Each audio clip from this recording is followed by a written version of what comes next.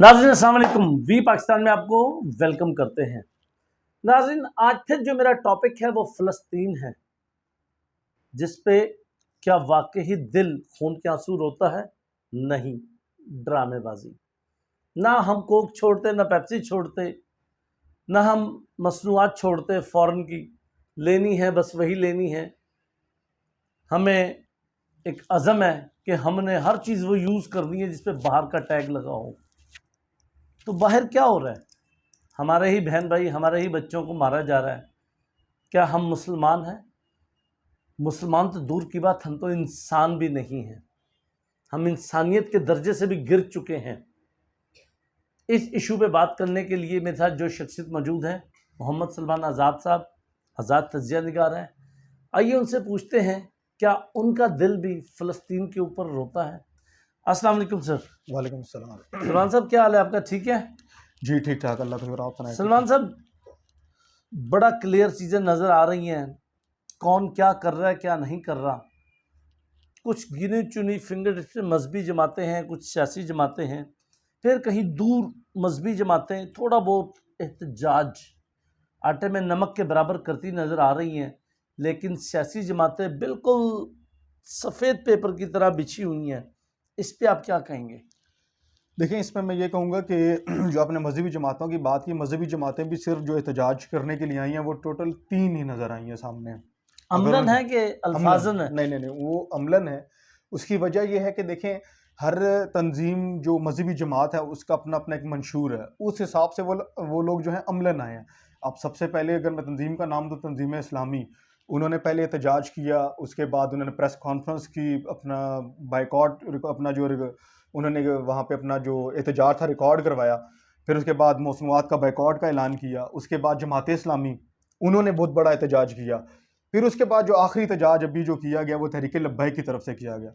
और इनके एहतजाज हैं। और अगर आप सियासी जमात की बात करते हैं तो सियासी जमात का देखें, इनके जो आका हैं और पैरोकार जिनके ये लोग हैं, ये सारे बाहर तो बैठे हुए हैं।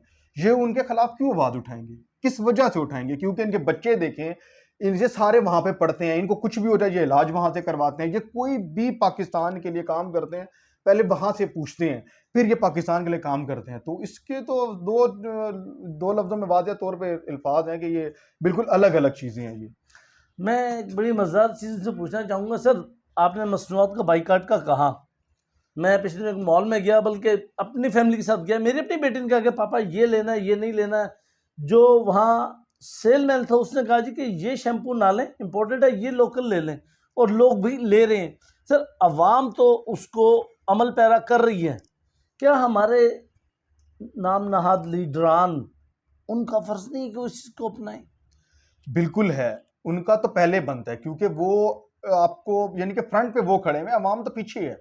मीडिया में देखें, बाहर किसी से बात कर रही हो, जैसे सफीर कहा जाता है, इस तरह जो करते हैं वो तो वो करते हैं ना, सियासी लेकिन जमात वाले करते मुझे हैं। तो यहाँ अवाम आगे नज़र आती है। अवाम नजर आती है तो अवाम के बाइकआउट की वजह से मैकडोनल्ड जो है वो अपनी क्या कहते हैं कि चीज़ों के रेट कम करके साथ फैसिलिटीज दे रहा है।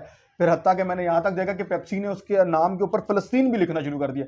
ये असर है। अगर ये कुछ अर्सा और असर रहा तो ये हो सकता है ये बंद हो जाए, पाकिस्तानी जो मसनूआत हैं, ब्रांड्स हैं, वो कामयाब होंगे। मतलब लोगों की काविश रंग ला रही है। बिल्कुल ला रही है, लेकिन बिल्कुल हल्की फुल्की है ना, वो क्या कहते हैं कि आटे में नमक के बराबर है। सर, इस पे कंटिन्यू रखेंगे। मुझे ये बताएं, इसराइल का अगला स्टेप क्या हो सकता है, या उसके हामियों का स्टेप क्या हो सकता है? उसके हामियों का और इसराइल का स्टेप जो आगे अगला जो स्टेप लाहे आपने अमल क्या बताया, है? लाए अमल जो है वो ये है कि देखें, उन्होंने पहले ये जो जिसको पहले मैं आपको एक बात बताता चलूं कि जिसको सबसे कहते हैं जो अमन वाले हैं, इंसानी हकूक की बात करते हैं, ये अमेरिका। अमेरिका की अगर बात करें, इसराइल की बात करें, आप शाम का हाल देख लें, वही आए अमन वाले।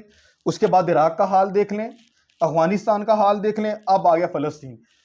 इनका कॉन्सेप्ट ये अपने मजहब के हिसाब से बिल्कुल स्ट्रांग है, वो हम पर काबिज होने के चक्करों में है। और अगर आप देखें जो हदीस को मुताला करें, करो चक्रों में या हो चुके हैं? ये हो चुके हुए हैं, लेकिन अभी बाज़ाहिर नहीं है। बाज़ाहिर ये स्टेप बाय स्टेप सामने आ रहे हैं, जिस तरह फलस्तीन मुख्तलिफ ममालिक में। तो इन चीज़ों में आप देखें ना, तो वो अपने मजहब के हिसाब से हम पर वो काबिज हो चुके हैं, अंदरूने खाना। अंदरूने खाना। और बाज़ाहिर वो नहीं है, बाज़ाहिर अब वो ऐसा ऐसा आ रहे हैं। तो इनका लाएअमल अगला मुसलमानों की ओर रियासतें, और मैं आपको बताऊं जो मुझे नजर आता है, फ़लस्तीन के बाद अगर ये हमला करना चाहते हैं या लेना चाहते हैं, तुर्की और पाकिस्तान, ये दो मुल्क हैं। बाकी आप किसी मुल्क की बात करेंगे कि वो ये सिर्फ डायलॉग है इनके, कि इसने ये कर दिया, उसने कर, कुछ भी नहीं है, ये खाली इनकी बातें अल्लाह ही ना हैं। करे कभी ऐसा हो sir. Thank you very much. नाज़रीन, आपने सलमान साहब की गुफ्तगू सुनी।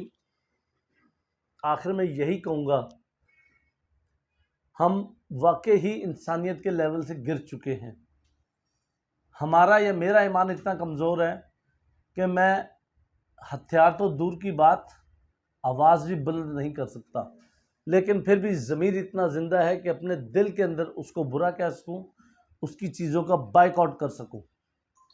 और मेरी बाकियों से भी यही दरख्वास्त होगी, जिस जिसके बस में जो कुछ है उस पर अमल करें।